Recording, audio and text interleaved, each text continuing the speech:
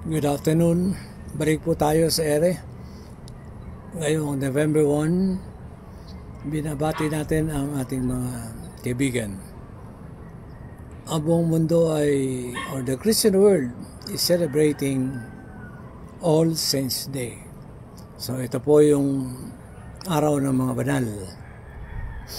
Bukas pa po ang tinatawag nating All Souls Day, ang paggunita sa mga yumao nating mahal sa buhay.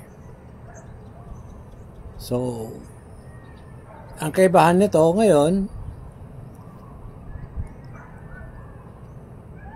kailangan pa rin magdasal, kailangan pa rin na mag-alay ng kandila at panalangin, remembering yung mga banal na natutong sundin ang pagiging isang relihiyoso, at ang reward po ay sainthood. To those na hindi po naniniwala,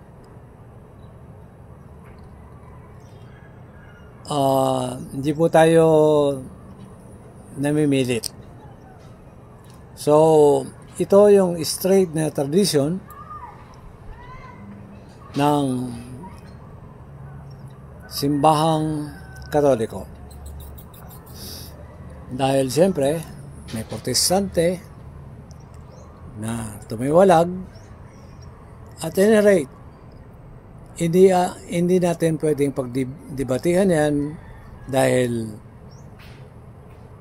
bahagi na po ito ng tradisyon at saka merong mga pinagbabasihan. So, yan. Ang importante, yung intercession ng mga banal na kung tayo ay naniniwala po, mahalaga. Katulad ng magbabanggi tayo ng mga banal na sinasabi, rebulto gawa ng tao, gawa sa kahoy. Ito po ay imahen lang.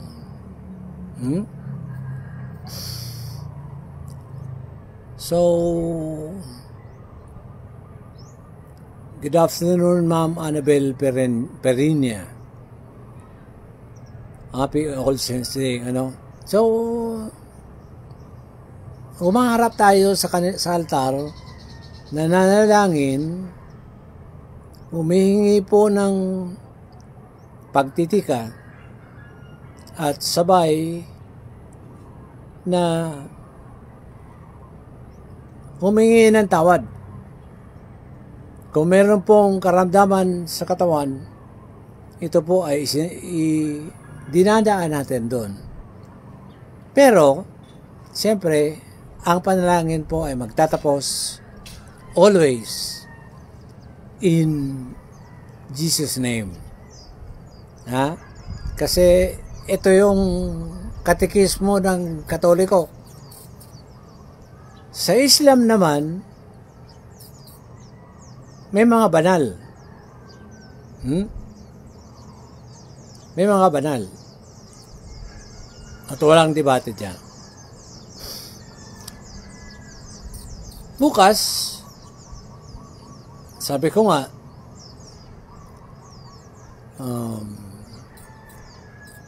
we will going to remember our departed loved ones. Andiyan pa din yung salo-salo, andiyan pa rin yung prayers, andiyan pa rin yung lighting of candles, at saka minsan, o kadalasan ngayon, ito po ay nagiging reunion. Good afternoon, Mr. Randy Acuña. Oy, Ran, pala, yung primo mo, kakandidato.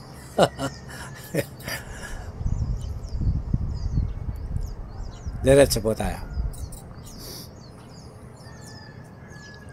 Ang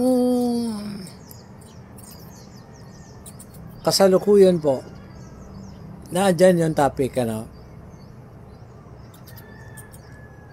ginugunita ng Sumada para pag-usapan muli ungkatin. Ngayong araw po ang kamatayan ni Laisibel Lim Almonasid. Good afternoon, Madam Macy. Thank you for watching. Ito pong kamatayan ni Laisibel, according to the source, meron na pong 13 years. Napakahaba na po ng 13 anyos na paglalakbay para hanapin ang hustisya para po matahimik na din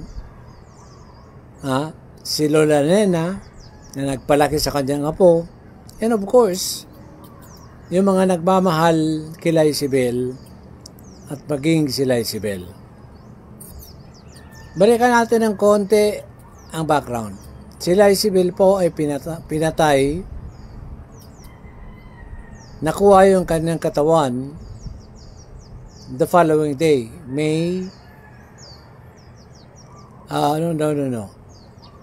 pagkatapos na po ng undas. Siya po ay estudyante ng Bicol University, pero yung krimen na karumal-dumal ay hindi na po napagpatuloy yung kanyang pangarap na formalmente magtapos, kasi kukunti na lang ang bubunuin para sa kanyang pagtatapos, at saka almost abot na ang pangarap ng kanyang lola na nagpalaki sa kanya. 13 years, yung slow grind of justice ay masyadong nakakapanlulumo. Good afternoon, Pam. Thank you for watching. Yung krimen po na kumitil sa buhay, kumikitil ng pangarap. Yung krimen na yon na nangyari dyan sa Barangay Baskaran, pagpapatunay po na minsan yung mga criminal-minded people ay naandyan lang, nasa paligid. Nung ini-interview natin si Lola Nena, way back mga 2 years ago, ang sabi nila, si Laisibel po ay inimbitahan para sa term ng Daragenyo Karalagan. Ito po yung kultura, tradisyon, hindi ko alam kung sa Katoliko ito o sa Pagano, na tuwing undas may tinatawag sa Bicol na pagtulod. Yung iba hapag, nag-aalay po ng pagkain at saka alak sa altar, at ang mga kakanin meron pong sinasabayan niya na baso na maliit, kumbaga isang tagay, at saka yung ihahapag mo kung anong luto po ay walang asin. That was the practice, kasi yun ang nagisnan, even ang inyong lingkod, dahil mausisa tayo nung araw na pagkaganto ang aming gimaong lola at saka nanay, yan po ang ginagawa. So within the family, within the community, practice po ito. So, ganyan.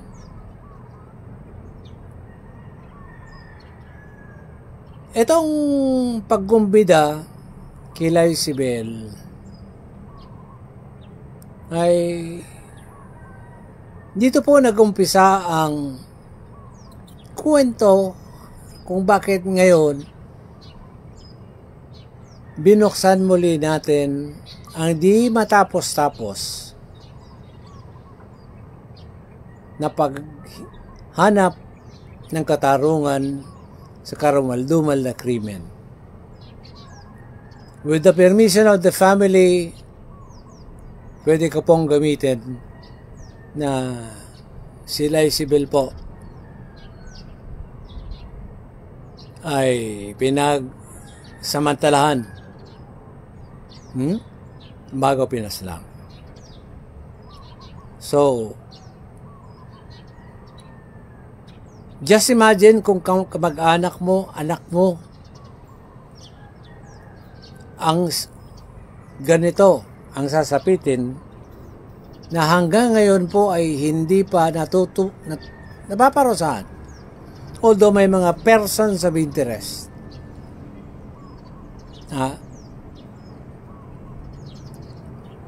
If I remember right, ang krimen na ito sa Baskaran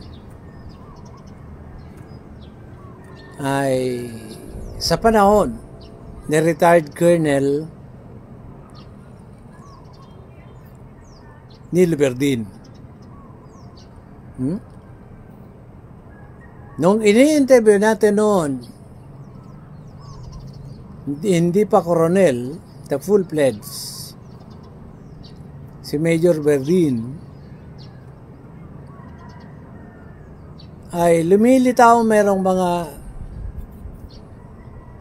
pangalan. Dahil ang bahay ng lola, bahay o tirahan ni na Isabel ay malapit po sa detachment diyan sa Baskaran. Good afternoon, Mr. Ato Piolino. Thank you for watching. Kumusta po? So, yan.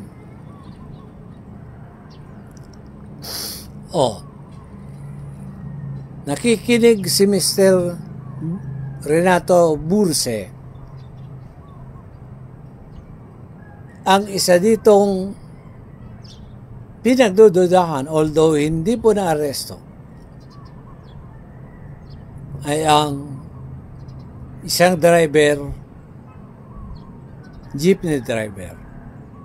Mabalikan natin yan mamaya. Para bitin kayo. So,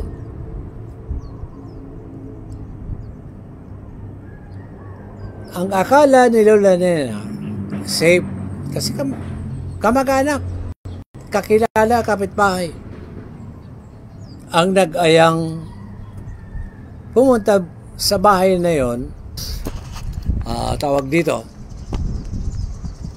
magsalo-salo ng pagkain. Good afternoon, Joe Felizardo. Thank you for watching. So, nagulantang ang buong komunidad kinaumagahan dahil nakita sila Isabel doon sa may damuhan. Wala sa bahay nang nag-imbita.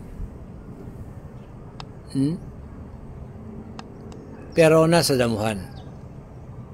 Speculation went wild.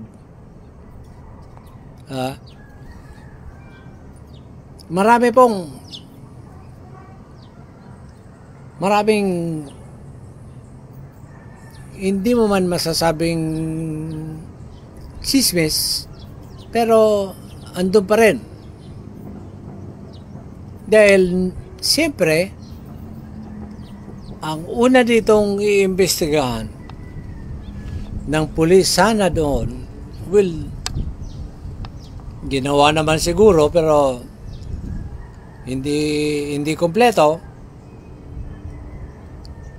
Kung sino ang kasama ni Lacebel, huling kasama, nasaan siya nung siya ay nakitang buhay. Pero sa account ng pamilya, isa po ang tinutumbok na pumunta sa bahay. Hindi ko pwedeng pangalanan ito dahil baka magwala, dahil naisampa na to sa kaso. Mga kababayan, yung person of interest dito na sinasabi ay nakalaya on bail.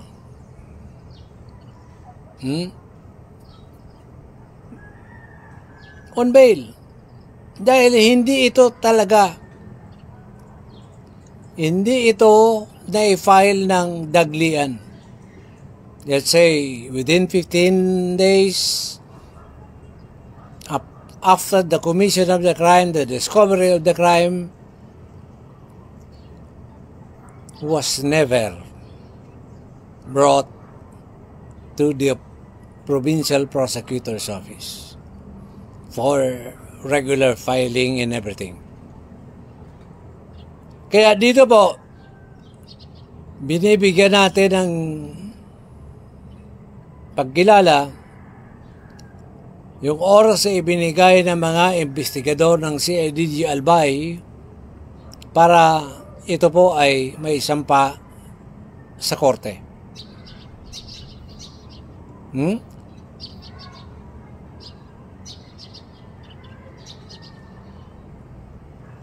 Yan ang katotohanan yan. Pero from the command ng Albay Provincial Police Office down to Daraga,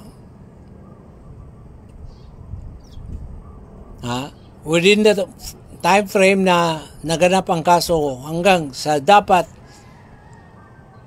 nadala sa korte, na isampa ang kaso sa korte, sa piskalya, ay hindi po ito nagawa.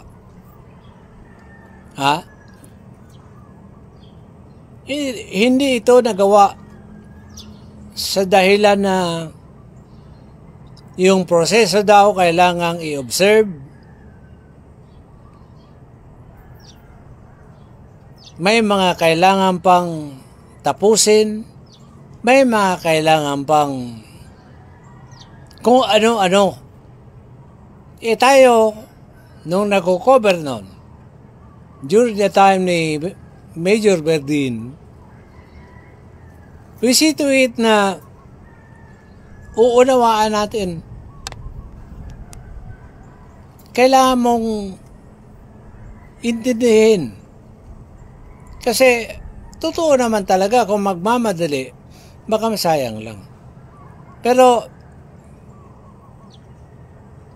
umalis siya, natapos yung kanyang tour of duty sa PNP, hindi po na-file ang kaso. Kung ano man ang pagkukulang, sana nagtulong-tulong.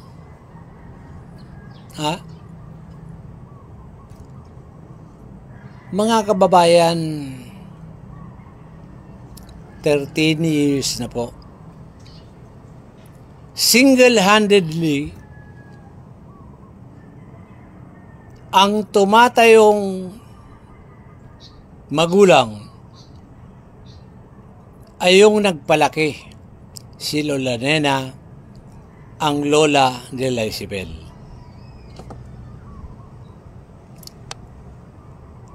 Sa pagsasaliksik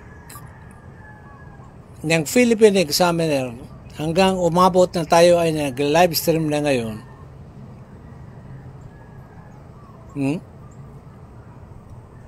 durog na durog ang puso ng matanda dahil naandyan lang ang magulang ng biktima.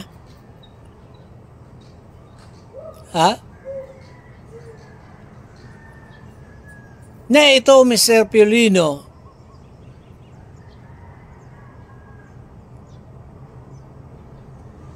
ang isa sa pinaghihinalaan noon,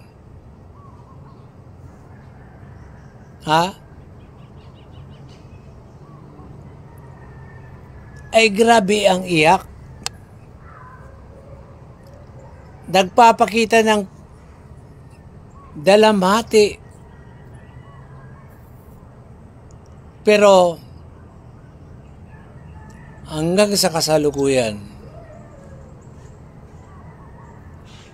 hindi ito kumikilos. Itong sinasabi ko po, Mr. Piolino, driver. Ng pampasahirong jeep. At siya ay tinuturo na padrasto. Sa mga nakikinig ngayon, meron tayong isang kaibigan na sa public safety, na law enforcer. Babae at that. Watching siya.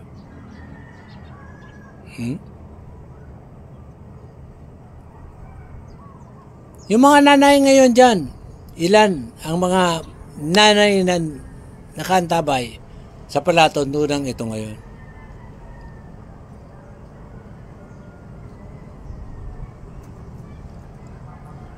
Halos hindi mo mapagtanto. Kung kayo ay nanay, may struggle ka sa paghanap ng hustisya sa loob ng 13 years na wala kang katulong, pati anak mo, pati nanay ng biktima, walang pakialam. Di ba durog na durog? Yan ang nararamdaman sa kasalukuyan ni Lola Nena.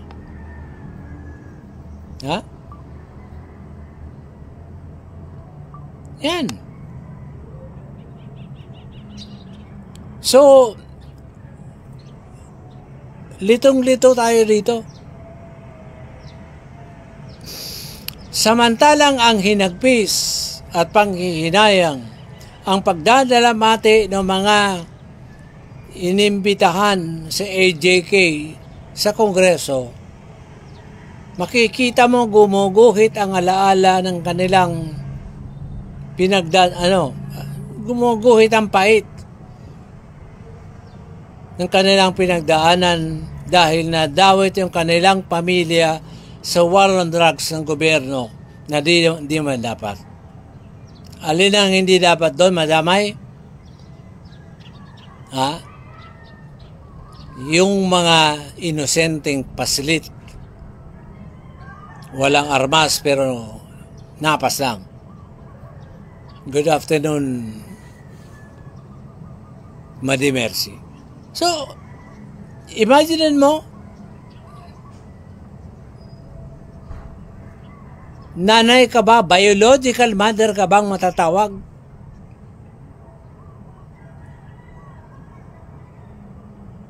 Na hindi ka man lang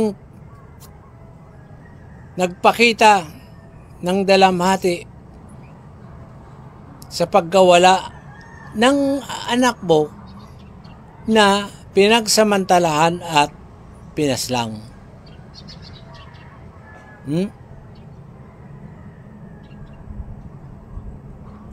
Ang tigas. Ako,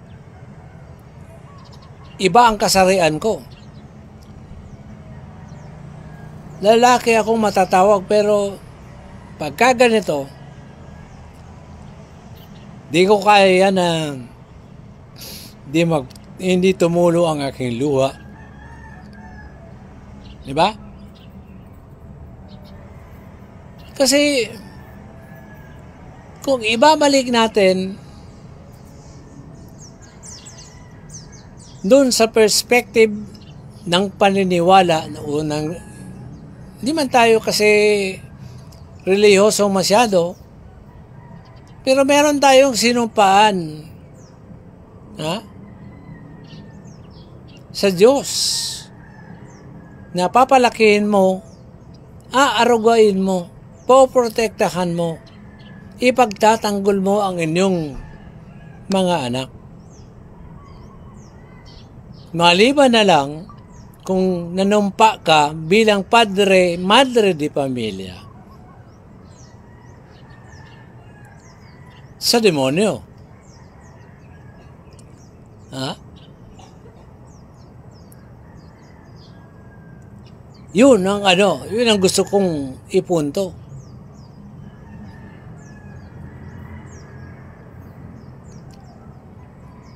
Marami, kahit ako, may tanong ako, kaya lang may right to post bail. Pero sana naman ang piskalya ay kumilos.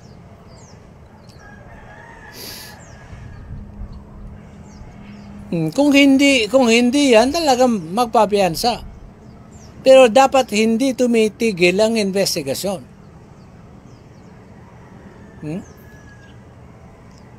Pwedeng bumalik sa investigation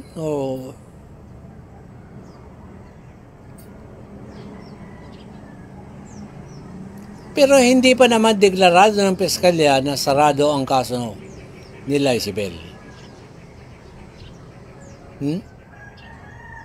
Ito pa. Napakahirap sa Pilipinas sumanap ng hustisya kung ganito ang buhay mo na wala kang kakilala. Sa totoo lang yan.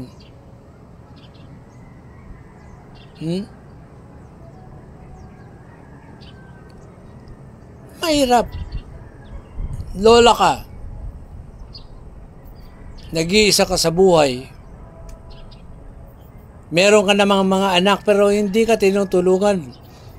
Hindi mo sila kaagapay para hanapin ang mga responsable. Ito yung sinasabi natin. Bukas pa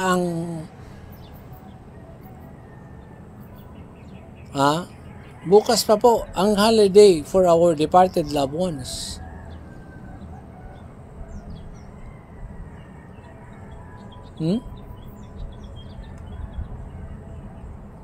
Hindi ko maintindihan.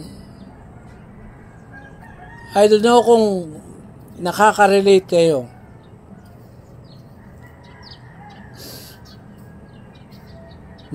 Kung nakaka-relate kayo sa topic na to. Crime against chastity.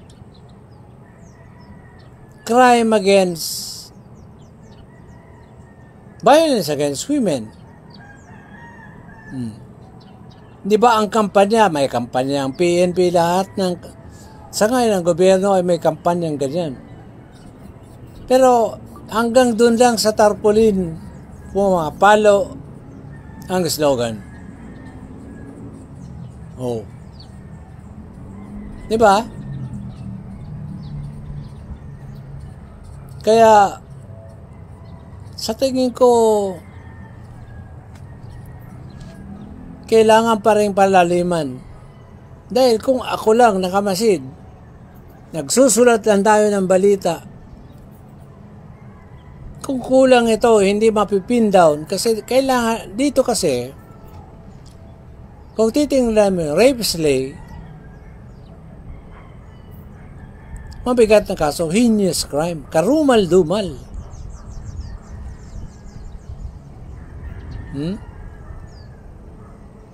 Pero kung kulang, sana.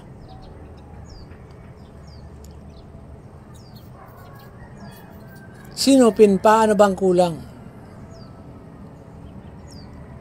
Kaya lang, may humahawak yatang prosecutor, hindi ko rin alam. Although kilala ko, personal, kasi previously, naging witness din naman ako, siya yung prosecutor. Pero ayoko makialam. Ah. Pero yung burden nasa kanya, wala sa akin. Ang burden sa akin, sa mga oras na ito, mula nang ginalaw na ay sinulat natin ang kwento, ay wag iwan. To remind gaano na kalayo narating ang prosecution. Gaano ba kagagaling ang law enforcer, ang investigation. So, ito hinihingi natin. And at the same time,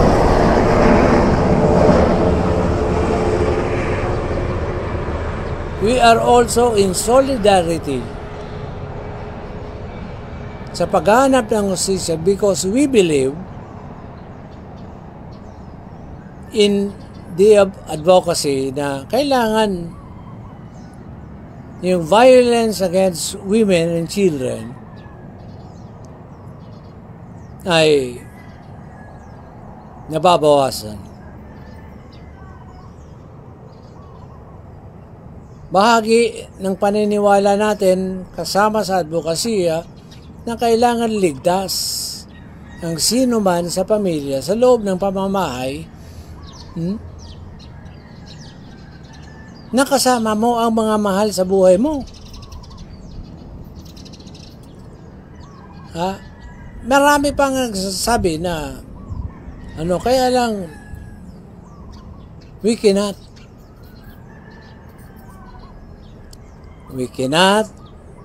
entertain dahil wala tayong solid proof. Lalo na ito po ay hinawakan na, nasa korte na.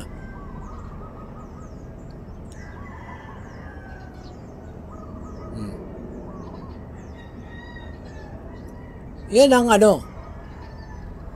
this is the part ng pagpapatuloy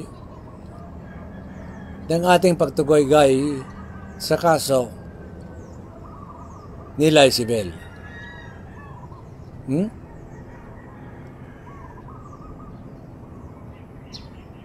Dahil ang isang kaklase nito naging bar top notcher. First time dito sa Bicol, pero hindi yata natupad din yung kanyang sinabi na tutulong siya sa prosecution.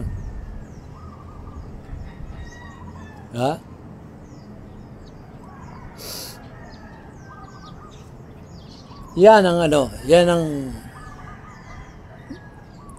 topic natin ngayon. Kaya ang sumada po ay nagsasabi lang na hindi tayo pwedeng maging silensyo. Kung meron na pong ganito, ginagahasa at pinapas lang. Pinapas lang na walang kalaban-laban. Ito yung panahon na kailangan meron tayong mag-ingay. Sa bahagi naman ng mga investigador at law enforcer, ito yung oras na kayo ay gumalaw. Dahil bawat buhay ay mahalaga. Di ba?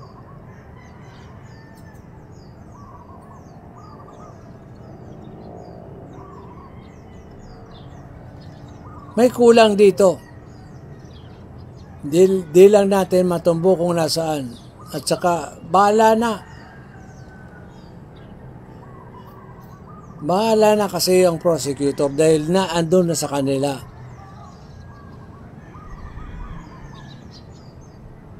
Kung hindi yan kasi pinagsiyagaan ng CIDG Albay,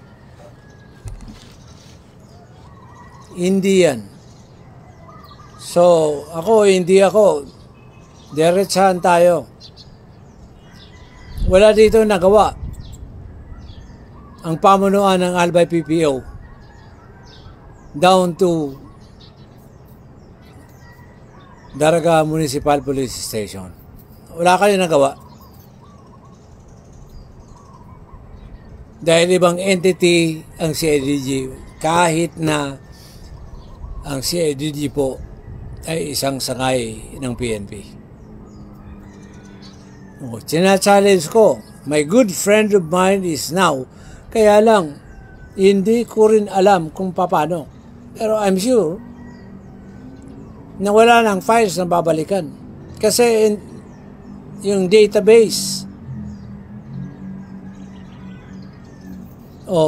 sino ang investigador nun sa panahon ni Major Verdin?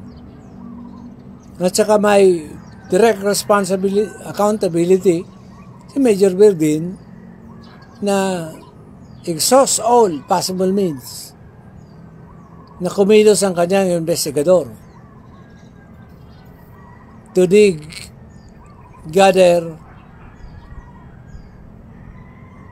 testimonies, physical testimonies of a possible witness, a credible material witness or witnesses.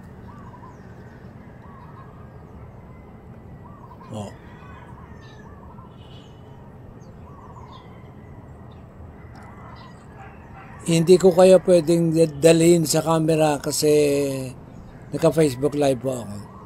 Limitado yung kwan. Kanina sinubukan natin, talagang hindi. Magugulo lang yung flow ng program. Anyway, binabasa ko naman po. Gusto watching. And natutuwa tayo. Kahit pa paano meron. Parang I don't want to be ayokong sabihin na meron pa magaganap somewhere here, somewhere else in Albay sa ganito na rape, slay. Wag naman, knock on wood. Ayaw natin.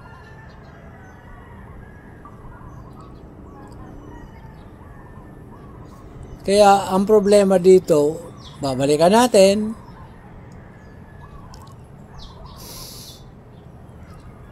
isang tanong, ano bang kasalanan ni Lysibel at hindi gumagalaw ang biological mother nito?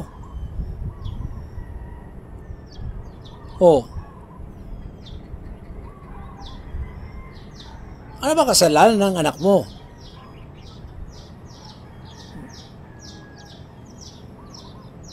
Na parang wala kang remorse. Ay mali, hindi remorse ang gagamitin natin. Parang wala kang naramdaman na sakit. Na samantalang yung lola ni Lysibel, hindi naman siya ang nagluwal sa bata, pero nakikipaglaban until now.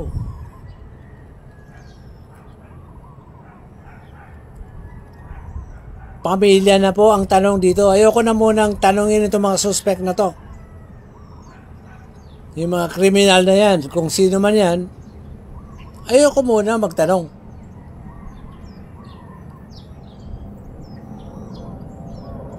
Yung tanong ko ngayon, anong kamalian? Bakit?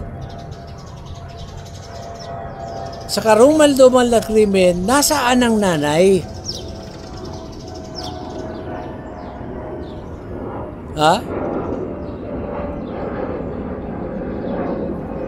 Nasamantalang nung si Yulo umani ng medalya sa Olimpiada, may mga sigalot nagpa-press conference.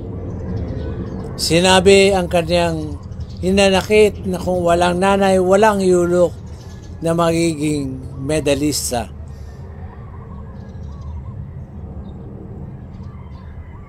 May kasama pang abogado. Ulitin natin, Senado.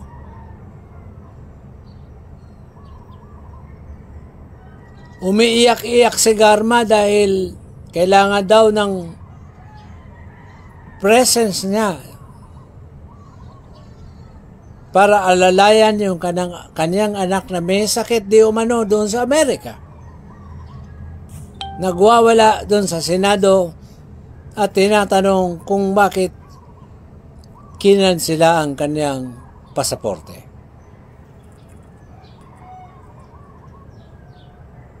Itinuturo ng dalawang nanay na si Garma ang pumunta sa lamay na nagsabi, kinukot si Garma, bakit dalawa lang yan? Bakit dito pa yan pinaglalamayan? Magkaiba na lugar, magkaibang pangyayari, pero iisa. Lahat ito nanay. Pero ang nanay Lysabel, Diyos mio, perdon. Tamaan sana ako ng kidlat ngayon.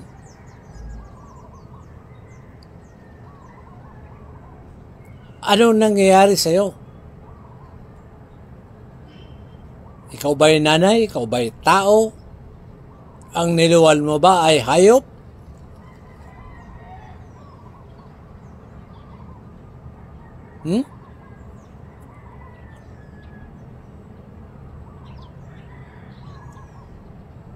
Sa animal kingdom, walang ganun. Even to the last breath, ipaglalaban at poprotektahan ang kanilang inakay. Itong nanay dyan sa Baskaran, hindi ko na alam kung anong itatawag sa iyo.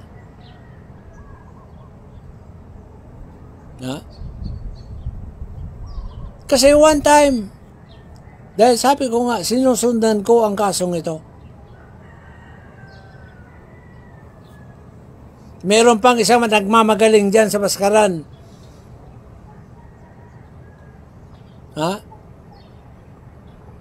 Lalaki. Tumatayong advisor. Huwag ka nang makisawsaw. Dahil nasa piskalya na. Hindi ka pa naman ganap na abogado, hindi ka pa naman bar passer, mahiya ka.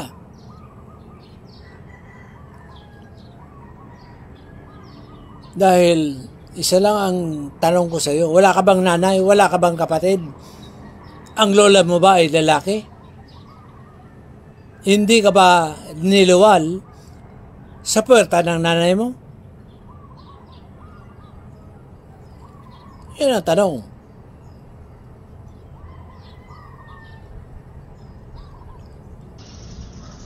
Ito, sa nanay ko na lang i-address ang aking tanong. Tanong na merong exclamation point. Alam po ninyong hindi mo maiwasan na kahit hindi ka kasangkot, hindi mo kaano-ano to, maguguluhan kang masyado kasi hindi mo makita. Saan ka ba nakakita na magulang na walang malasakit? Nasa kabilang bench sa Regional Trial Court ang lola, yung nanay na sa kabilang bench, doon sa mga tinatawag natin yung binanggit kong nakapiyansa.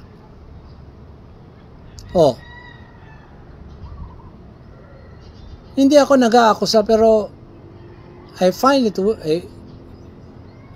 it weird, I should say. Di ba windang ka dyan? SM Neil?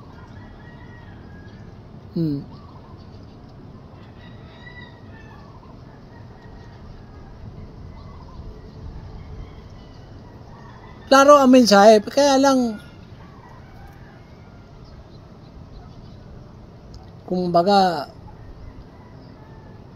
kahit sa ang anggulo mo to silipin, may mensahe siyang pinararating. Kaya pangatlong tanong, ano ba yung kasalanan ni Lysabel sa'yo? Eh di sana nung niluwal mo, sila Isabel noon. Pinatay mo na. Hindi pa magiging public interest itong kasong ito. Ha? Kasi kung hindi pa siya ginilitan mo, itinapon mo, although that is a crime, pero sa palagay ko sa 13 years,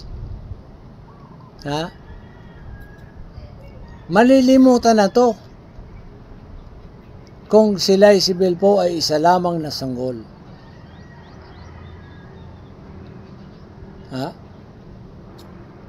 Pero may pangarap yung bata, may pangarap si Lola Nena na papagtapusin yung kanyang apo. Iyan ang sinasabi ko.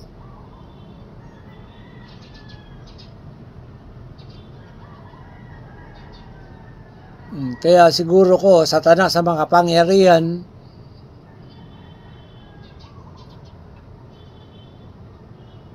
umulan ka kung magpapaulan ka ngayon, bigyan mo ako ng sagot. Kung ilang magulang pa meron yan na ganyang pag-uugali. Kasi parang hindi ka na pwedeng tumawag sa Diyos.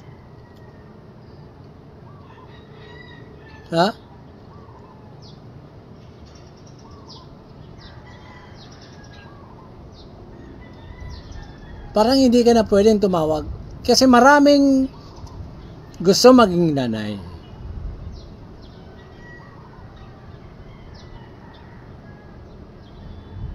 Nakakaabot kung saan-saan. Sumasayaw, nagdadasal, nagsusumamo, naglalakad ng paluhod, humihingi lang ng isang malusog na sanggol. Tapos, dyan sa baskaran, may nanay na walang pakialam. So, dyan po, kung sino ka man, hindi kita pinapakalanan pero kung gusto mo, mag-one-on-one tayo. Sagutin mo yan, tanong ko. Anong kasalanan sa'yo nila Isabel? At naaati mo pang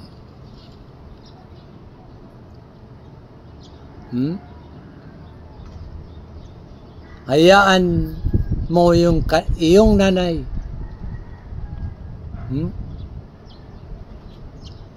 na makipaglaban para hanapin ang hustisya. So hanggang dito na lamang, magbabalik tayo sa pangalan po ng ating mga tigapakinig. Sumuli, nagpapasalamat po ako sa inyo. Si Darlan magbabalik.